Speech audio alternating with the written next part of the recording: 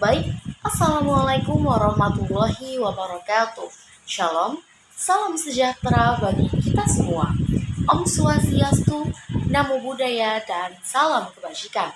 Kembali lagi bersama saya, Dania Kurniasi dalam Learning Journal, mata kuliah Teknik Reportase dan Investigasi Berita yang akan menemani Anda selama 5 menit ke depan. Baik teman-teman, presentasi kali ini membahas tentang optimalisasi kinerja Departemen Produksi Pemberitaan melalui metode Computer Assisted Reporting atau CAR dengan pendekatan jurnalisme data dan sains. Departemen Produksi Berita saat ini menghadapi tantangan besar di era digital, terutama karena tekanan kecepatan produksi, banyaknya platform media yang harus dilayani, dan juga tingginya kebutuhan verifikasi data. Alur kerja manual seringkali tidak efisien dan berisiko menimbulkan kesalahan. Disinilah CAR hadir sebagai strategi penting untuk mengumpulkan, menganalisis, dan juga memvisualisasikan data yang menjadi bagian integral dari proses produksi berita modern. Namun sayangnya teman-teman, dalam praktiknya, jurnalisme data memiliki hambatan utama. 3 di antaranya adalah keterbatasan akses terhadap data berkualitas sebesar 57%, keterbatasan anggaran sebesar 50%, serta tekanan waktu yang mencapai 49%. Untuk mengoptimalkan kinerja Departemen Produksi, terdapat 3 pilar utama yang saling terintegrasi dengan etika komunikasi Islam. Yang pertama, ada manajemen media yang mengatur sumber daya manusia, teknologi, dan sistem kerja sesuai prinsip ITCON atau profesionalisme. Yang kedua, itu ada Computer Assisted Reporting yang memanfaatkan komputer untuk mengumpulkan dan menganalisis data berdasarkan prinsip tabayun, yaitu verifikasi. Yang ketiga, yaitu jurnalisme data dan sains yang menjadikan data sebagai sumber utama berita dengan semangat al-haq atau pencarian kebenaran.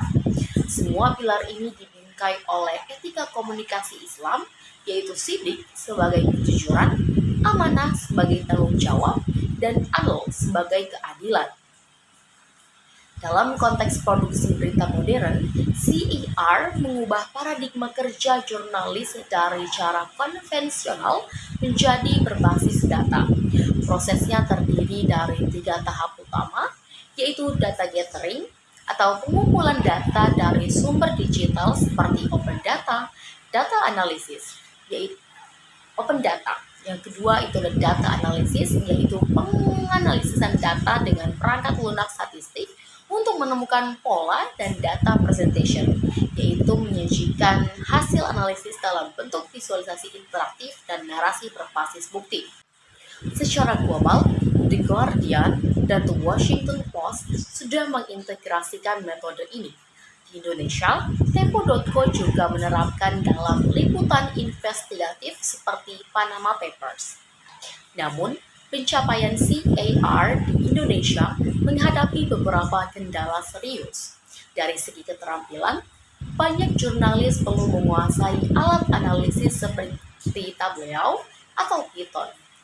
Dari sisi infrastruktur, sebagian besar redaksi belum memiliki sistem digital yang memadai untuk mengolah data besar.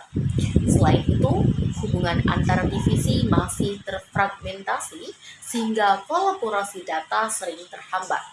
Tantangan etis juga muncul karena penggunaan algoritma bisa menciptakan bias baru. Oleh karena itu, diperlukan kontrol etis berbasis nilai amanah dan kemaslahatan agar data tidak dimanipulasi. Penerapan CAR terbukti meningkatkan efisiensi dan akurasi.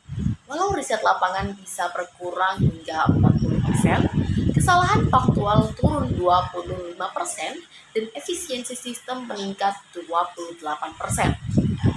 Untuk mencapai hal itu, teman-teman, Departemen Produksi perlu mengoptimalkan teknologi dan manajemen redaksi.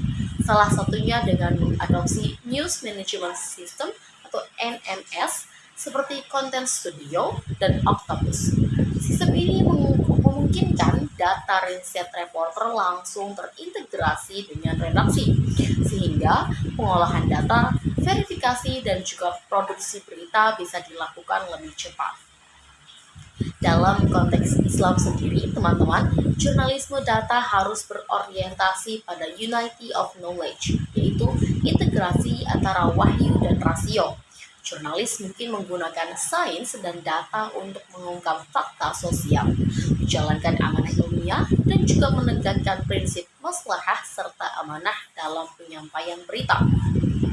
Strategi implementasi CAR juga mencakup 4 langkah utama.